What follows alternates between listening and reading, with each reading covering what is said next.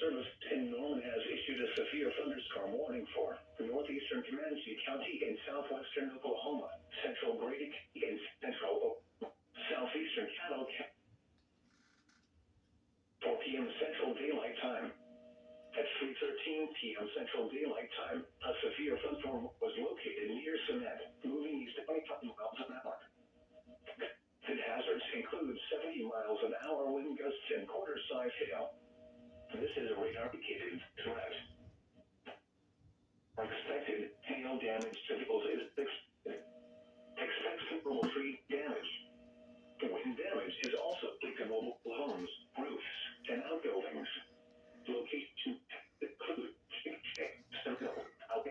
Cement, Norge, Bradley, Pepper, Guam, Winnebago, and Liberty. For your protection, move to an interior room on the fourth floor of a